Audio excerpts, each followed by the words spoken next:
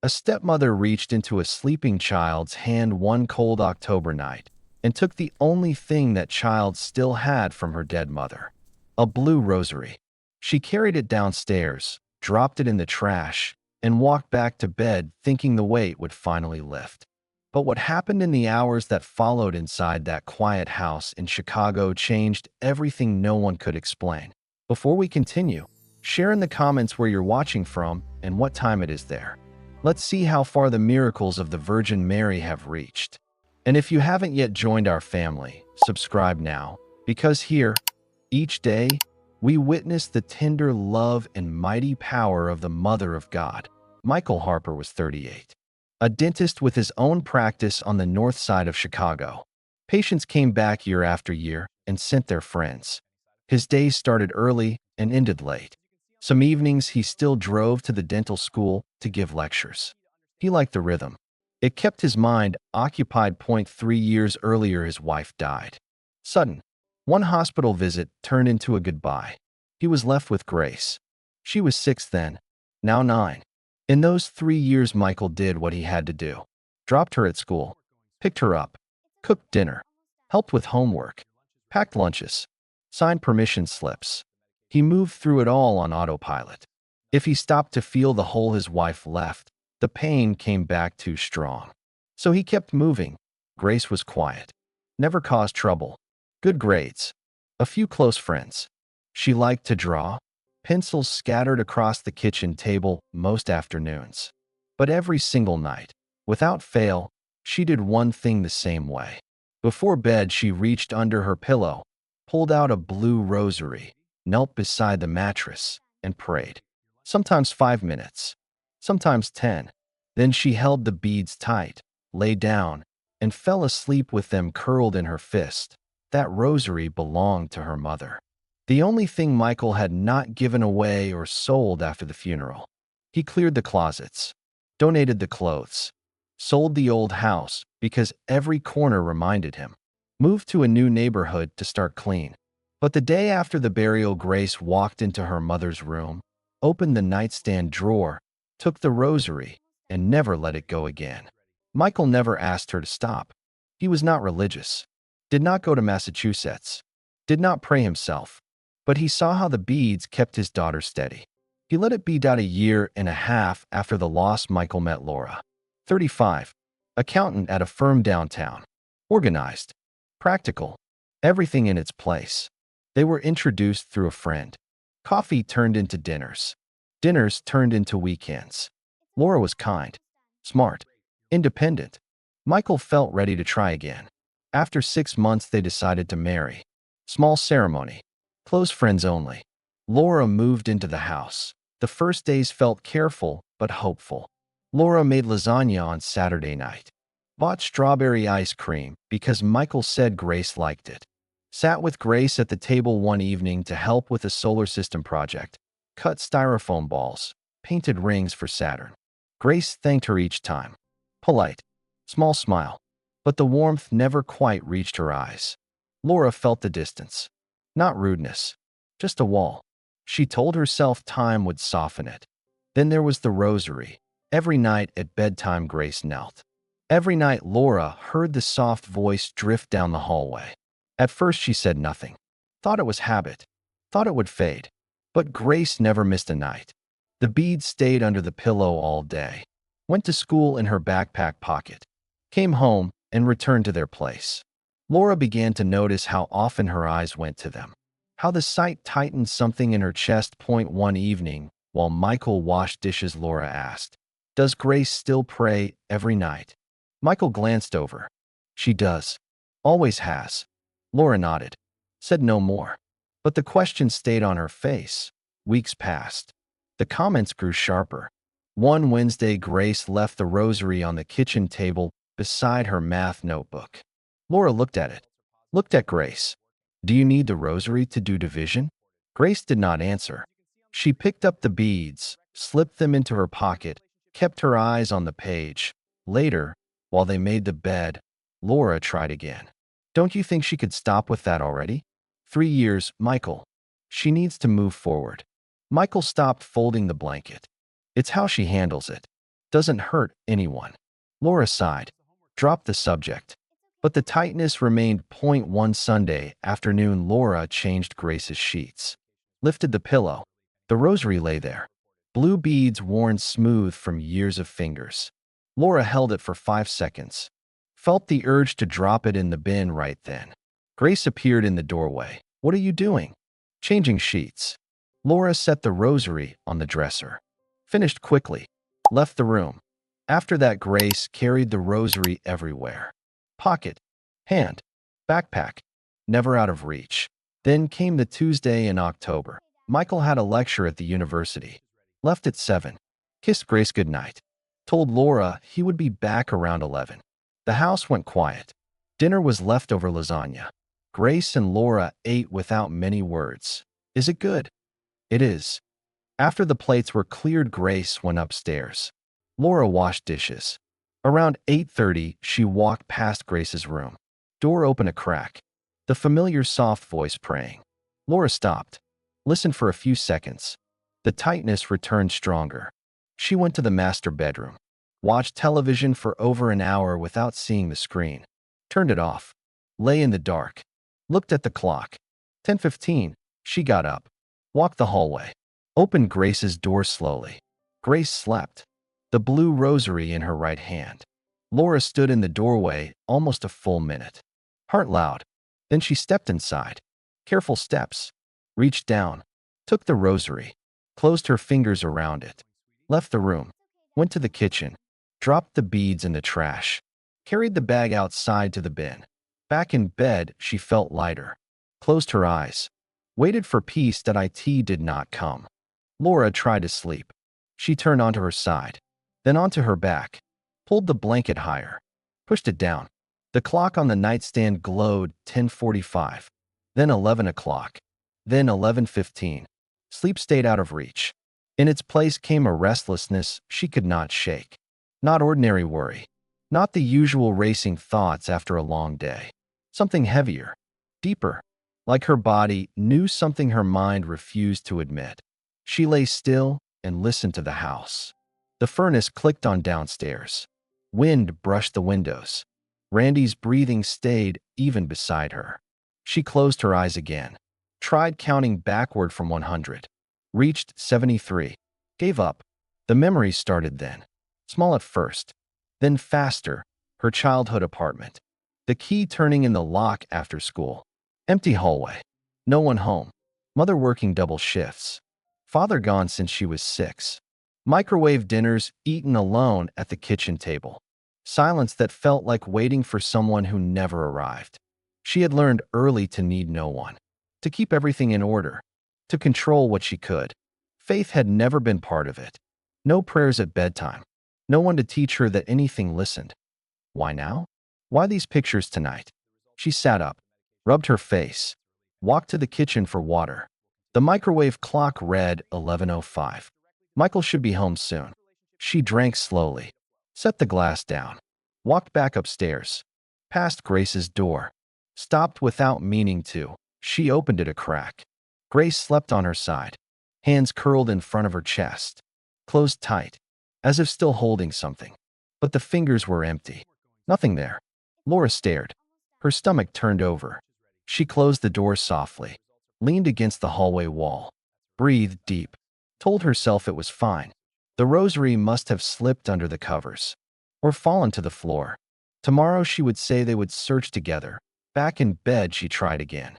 Sleep still refused. The clock moved to 11:45. Then midnight. Then 12:20. Michael came home quietly. Slipped under the covers. Fell asleep fast. Laura lay awake beside him. Then she heard a small sound from Grace's room. Rustling. A soft thump. Silence. Then crying. Quiet. The kind a child tries to hide. Laura sat up slowly. Heart loud in her ears. She slid out of bed. Walked the hallway on bare feet. Stopped outside Grace's door. Listened. The crying stopped. Then started again.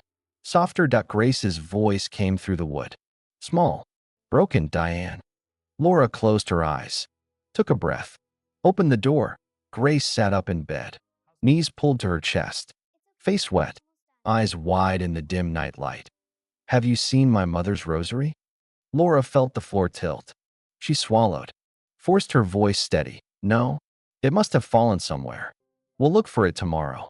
Grace looked at her for 3 long seconds. Said nothing. Nodded once. Lay back down. Pulled the blanket up. Hugged the pillow. Closed her eyes. Laura started to close the door. Then Grace spoke again. Voice calm. Too calm for a child who had just lost the one thing she kept closest. It's okay. The Virgin Mary knows where it is. Laura shut the door. Stood in the dark hallway. Back against the wall. Legs unsteady. Shame rose fast. Hot. Sharp. The kind that burns behind the eyes and in the throat. She had taken from a 9-year-old girl the last thread to her mother. And the girl answered with trust. Laura walked downstairs in the dark. Opened the back door. Cold air hit her face. Cut through her pajamas. She went to the bin. Pulled out the trash bag. Carried it to the side of the house. Tore it open. Reached inside. Dug through coffee grounds. Vegetable peels. Used tissues. Her hands shook. She kept going. At the bottom she found it. The blue rosary. Beads dirty. Chain tangled. She lifted it out. Held it in both hands. Wiped it on her sleeve. The beads caught the faint street light. Smooth. Worn. Familiar now in a way they had never been before. Then it came. A scent. Roses. Fresh. Strong. Sweet. As though someone had set an entire bouquet on the ground beside her. Laura froze. Looked left. Looked right. No bushes. No garden blooming in October. No flowers anywhere near the trash bins. The cold wind carried nothing but city air. Yet the scent wrapped around her. Real. Undeniable. It stayed perhaps 10 seconds. Then faded. Slowly. Until only the memory lingered. Laura sat on the back steps. Rosary in her lap. And cried. Not quiet tears. The kind that shake your shoulders. The kind that come from a place you have kept locked for years. Shame poured out. But with it came understanding. Clear. Painful. That it had never been about the late wife. Never about jealousy of a ghost. It had been about Grace. About the way Grace knelt every night. Spoke to the Virgin Mary like she was right there in the room. Thanked her. Asked her to stay close. And believed she would. Grace had something Laura had never known. A mother who never left. A presence that stayed through every empty night. Laura had grown up managing alone. Needing no one. Believing no one stayed. And seeing Grace's quiet certainty every evening had hurt more than she could admit. She cried until her face ached. Until the cold numbed her fingers. Then she stood. Wiped her eyes. Cleaned the rosary again. Bead by bead. Gentle. Slow. As though each one deserved an apology. She went inside. Up the stairs. Into Grace's room. Grace slept. Breathing even. Laura knelt beside the bed. Opened Grace's fingers carefully. Placed the rosary back in her hand. Closed the small fingers around it. Stayed there a moment longer. Felt something new settle inside her. Not dramatic. Not loud. Just quiet. Different. She left the room. Closed the door. Went to bed. Slept. The next morning Laura woke before the alarm. The house still dark. She slipped downstairs. Made coffee. Set the table. Poured milk into Grace's favorite bowl. Placed cereal boxes within reach. Ordinary movements. But her hands shook slightly when she set the spoon down. Michael came first. Grabbed coffee. Kissed her cheek. Mentioned an early patient. Left quickly. The front door closed behind him. Minutes later, footsteps on the stairs. Laura kept her back turned. Washed a cup at the sink. Heard Grace enter the kitchen. Turned slowly. Grace stood there. Smiling. Right hand open. The blue rosary draped over her fingers like a small trophy. I found it, Grace said. It was in my bed all along. Laura looked at the beads. Clean now. No trace of coffee grounds or dirt. Looked at Grace's face. Bright. Relieved. Trusting. That's good, Laura managed. Voice steady.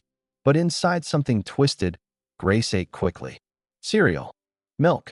Spoon clinking. Then she carried the bowl to the sink. Paused beside Laura.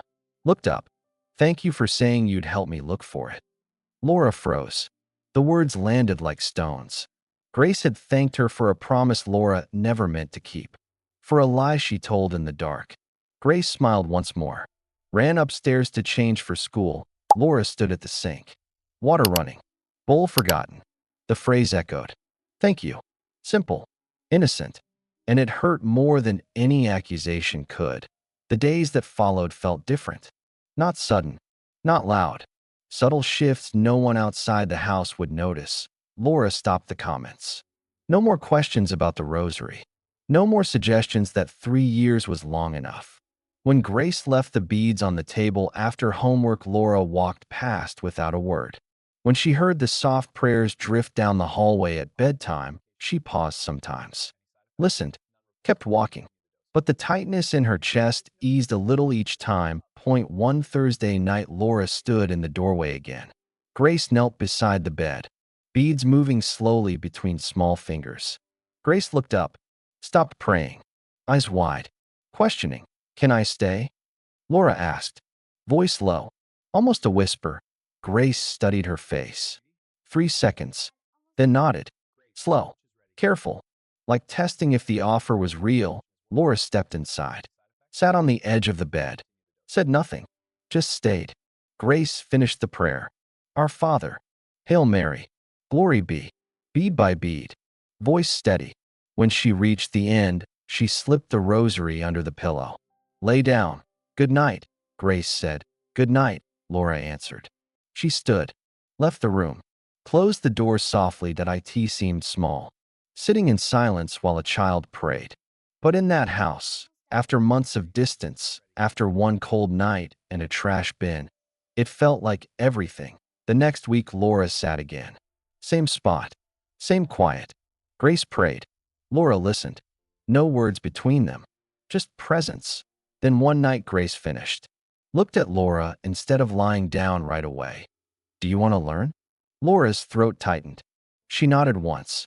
Grace moved over, made space, held the rosary out, showed her, slow, patient, the way a mother might teach a daughter, or a daughter might teach someone who never learned.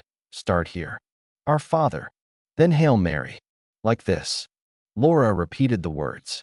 Soft, hesitant, stumbled on the phrasing, went back, tried again.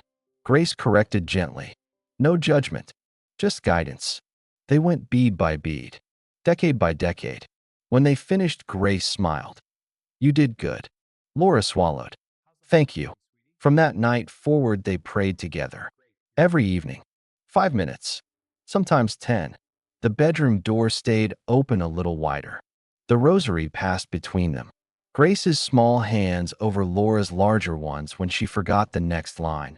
The change moved beyond bedtime. Grace asked Laura for help with math one afternoon before asking Michael. They sat at the kitchen table. Pencils, notebook, quiet explanations. Grace leaned against Laura's arm once. Stayed there. Laura did not move away. Michael noticed. Came home one evening. Found them on the couch watching a cartoon. Grace's head on Laura's shoulder. He stood in the doorway, watched for a minute. Later, when Grace was asleep, he asked, What changed? Laura closed her book, looked at him. I started paying attention. He waited for more. She gave no more. Went back to reading. But Michael smiled. Small. Real. The first in a long time. Laura and Grace prayed together every night now. 5 minutes most evenings. 10 when Grace wanted to add an extra decade. The bedroom door stayed open wider. Michael sometimes paused in the hallway on his way to bed. Watched from the shadows. Said nothing. Just listened to the quiet voices. One small and sure. One still learning the words. He never joined. Not yet. But he came home earlier. Left the office lights off sooner. The change moved into the daylight hours. Grace asked Laura for help with fractions before she asked her father. They sat at the kitchen table after school. Laura explained slowly. Grace nodded. Penciled answers. Once Grace leaned her head against Laura's arm while they worked. Stayed there until the page was finished. Laura did not pull away. One afternoon, Grace came home with a school assignment. Draw your family. Present it to the class tomorrow. She spread colored pencils across the table. Laura chopped vegetables for dinner nearby. Diane, what's your middle name again? Laura stopped the knife. Turned, Marie. Want to put on the drawing. Grace bent over the paper. Drew carefully. House. For stick figures. Labels underneath. Dad. Grace. Diane Marie. Mom in heaven. Laura watched from the counter. Eyes stung. She blinked hard. Went back to chopping. Onions. That was the excuse she gave herself. Michael saw it all. Came home one evening. Found them in the kitchen laughing over a math mistake. Grace's hand on Laura's wrist while she explained again. He stood in the doorway longer than usual. Later, when Grace slept, he asked, You and Grace. You're different now. She asked you for homework help before me yesterday. And the night before you two talked in the kitchen for half an hour. Laura closed her book. Met his eyes. What happened? She waited a beat. I started paying attention. He nodded once. Did not press. But the next week, he stood at Grace's door during prayer. Watched Laura sit on the bed's edge. Listened to the beads click softly. The Our Fathers. The Hail Marys. When they finished, he stepped away before they noticed. 3 months after that October night, Grace did something unexpected. Sunday morning. Michael had gone to buy bread. Laura stood at the stove making scrambled eggs. Grace came downstairs. Stopped beside her. Watched the eggs turn in the pan. Said nothing for a moment. Then she wrapped her arms around Laura's waist. Hugged tight. 10 seconds. Maybe more. Laura froze. Spoon still in hand. Eggs forgotten. Grace let go. Sat at the table. With cheese? Laura swallowed. Turned back to the pan. Yes. She finished the eggs. Served them. Sat across from Grace. Neither spoke about the hug. But the air felt lighter. The prayer time stayed their anchor. Every night, bead by bead, Laura's voice grew surer. Grace corrected her gently when she forgot. Sometimes they added intentions. For Dad's patience. For Grace's friend who broke her arm. For teachers. For the world. Small things. Real things. One Saturday night they finished. Grace held the blue rosary in both hands. Looked at it a long time. Then looked at Laura. Here. She extended the beads. Laura shook her head. No, that's yours. It was your mother's. I know, but my mom would want you to have one. And this is the only one we have. So you keep it tonight. Tomorrow we'll buy one for me. Laura stared, mouth open. No sound came. Grace placed the rosary in her hands. Closed Laura's fingers around it. Good night. Grace lay down. Turned off the lamp. Laura stood. Walked to the door. Held the rosary against her chest. Left the room. Michael waited in the hallway. Everything okay? Laura nodded. Eyes shining. Yeah. Everything's fine. She went to bed. Lay beside Michael. Held the beads close. Felt their weight. Their warmth. Slept deeper than she had in years. The next day, they drove to the religious goods store downtown. Bought a new rosary for Grace. Simple. Blue again. Same color beads. Grace held it like treasure on the way home. From then on, the house held a new rhythm. Prayer at night. Conversations at dinner. Hugs that lasted longer. Michael began to linger at the bedroom door more often. One evening he stepped inside. Sat on the floor beside the bed. Listened. Did not pray aloud. But he stayed until the end. Laura never told anyone what happened that October night. Never spoke of the trash bin. The cold steps. The roses in the dark. Some things do not need words. The scent had come. The rosary had returned. The shame had turned to something softer. And in its place grew a family, not perfect, not without mistakes, but together, present, held by something quiet and strong. The months passed quietly. The house no longer felt like 3 people living under one roof. It felt like a family. Prayer stayed the center every night. Laura and Grace knelt side by side. Beads moved between them. Voices blended. Grace is clear and certain. Laura is still careful, but stronger each week. Michael began to stay. First at the door, then inside the room, sitting on the floor, listening. One evening he reached out, took the rosary when Grace offered it, held it a moment, gave it back, said nothing. But he came back the next night, and the next, Laura never spoke of that October evening. The trash bin, the cold steps, the roses no one else could smell. Some moments belong only to the person who lived them. She carried the memory like a secret grace. It reminded her where she had been and where she was now. Grace grew taller. Drawings on the refrigerator changed. More figures, more colors. One Sunday, she taped a new one to the door.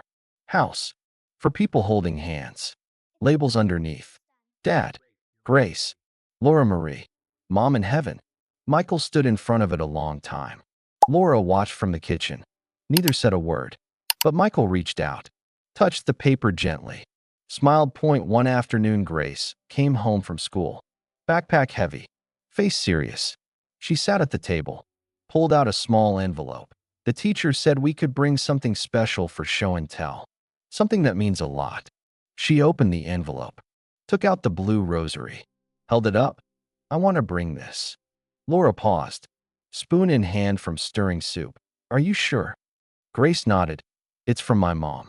But it's ours now, too. Laura sat beside her, looked at the beads. Worn smooth. Familiar. Then we'll go together. You can tell them what it means. The next day, Laura took the morning off, drove Grace to school, sat in the back of the classroom, watched Grace stand at the front. Small voice steady. This is my mom's rosary. She used to pray with it every night. After she went to heaven, I kept it. I pray with it now. And Laura prays with me too. It helps me feel like Mom is still here. And like I'm not alone. The room went quiet. A few children nodded. The teacher smiled softly. Grace sat down, looked back at Laura. Laura gave a small wave. Eyes full. After school, they stopped for ice cream. Strawberry for Grace. Vanilla for Laura. They sat on a bench outside the shop. Grace leaned against her. Thank you for coming. Laura put an arm around her shoulders. Thank you for letting me. That evening, Michael came home early. Found them in the living room. Grace showing Laura a new drawing. He stood in the doorway, watched, then walked over, sat on the couch. Grace climbed into his lap. Laura stayed close. The three of them looked at the paper together. No one spoke for a while. Michael broke the silence. I think we should go to Mass next Sunday. Grace looked up. Really? He nodded. Really? Laura met his eyes. Nodded once. Sunday came. They dressed quietly, drove to the parish nearby, sat in a pew near the back. Grace between them. When the priest lifted the host, Grace watched carefully. Laura held her hand. Michael rested his arm along the back of the pew. After communion, they stayed a moment longer. Grace whispered, I like it here. Michael answered softly, Me too. They walked out into the morning light. Grace held both their hands, one on each side, the blue rosary in her pocket. A second one, new, simple, blue, now hung beside Laura's bed. A reminder, the house held peace now. Not perfect, not without ordinary days, but peace, built slowly, bead by bead, night by night, from a mistake no one else knew about, from a scent of roses in the dark, from a child's trust that refused to break, from a woman who learned to open her hands instead of close them. Sometimes grace arrives through the smallest door, a blue rosary, a whispered prayer, a decision made in shame that turned into love. And once it enters, it stays. Before I finish, I want to extend a very special invitation to you. Join our prayer community dedicated to the Virgin Mary. People from every corner of the world gather here to share the same faith, the same hope. If your heart feels drawn to be part of this chain of prayer, click below, become a member, and come pray with us. If you stayed until the end of Grace and Laura's story, do one thing for me. In the comments, write Blue Rosary, the name of the simple beads that changed everything. I want to see how many hearts this reached. Every time I read those words, I'll know one more person believes the Virgin Mary still comes close when we need her most. If this touched you, subscribe and turn on notifications. Share in the comments if you have ever felt something you could not explain but knew was real. Share this with someone who needs to remember that no night is too dark for grace. May the Virgin Mary continue to watch over you and your family with her gentle, unfailing love. Amen.